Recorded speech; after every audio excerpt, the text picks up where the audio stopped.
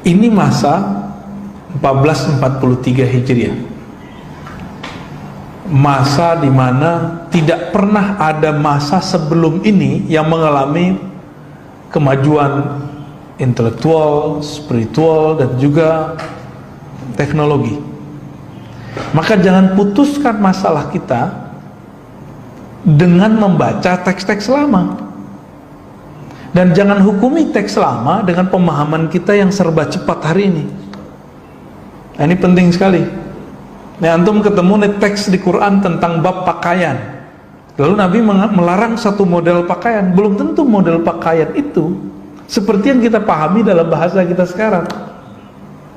Itu Nabi dulu punya gorden bergambar, lalu kemudian beliau merasa kayaknya mewah, suruh copot, karena zaman itu belum pantas, belum saleh, belum ada orang di Madinah yang pakai gorden berwarna, bergambar. Sekarang rumah orang biasa aja, kos-kosan aja gordennya udah ada motifnya. Di zaman ini nggak bisa disamain. Nah, banyak kawan-kawan yang salah kaprah membaca teks. Dia memahami teks dulu, sekarang ala dulu gitu, bolak-balik. Nggak bisa begitu. Nggak usah jauh-jauh lah masa Rasulullah. Ketika dulu Buya Hamka nulis, itu belum kebayang loh sama beliau ada sekarang smartphone kayak antum punya, YouTube. Nah, belum kebayang. Ayahanda beliau Haji Rasul, kawan dari ayahandanya, pendiri Muhammadiyah, pendiri NU, itu belum membayangkan Pak seperti yang sekarang terjadi. Haji Rasul itu dulu ya, ayahnya Buya Hamka, Syekh Abdul Karim, termasuk berpolemik masalah ketika dari kalangan beliau ada yang pakai dasi sama jas. Itu pakaiannya orang Londo. Tahu Londo, Pak? Anak kecil udah nggak ngerti ya Londo ya. Belanda gitu. Saya masih ingat kalau kita nonton film Kolosat dulu, Belanda bangsat gitu ya. Itu kan bahasa-bahasa kasar itu. Udah masuk ke alam bawah sadar tuh, padahal ya nggak gitu-gitu amat ya. Akhirnya berubah masa, berubah juga kejadiannya. Di zaman itu ada namanya ordonansi, itu apa istilahnya? Pencatatan nikah.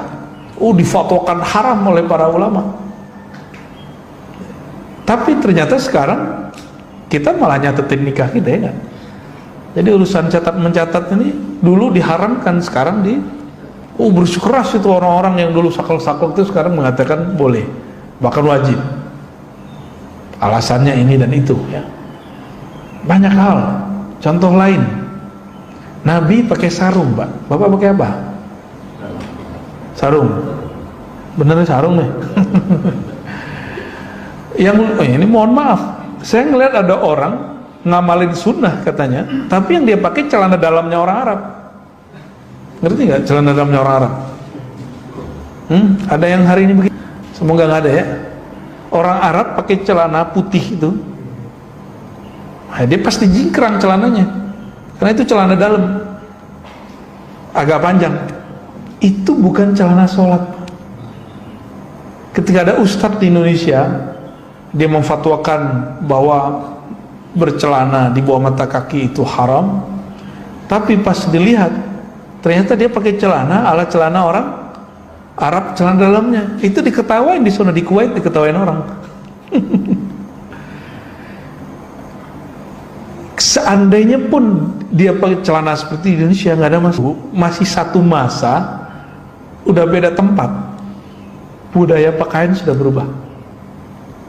Jadi jangan hukumi orang dengan fatwa kita, ya.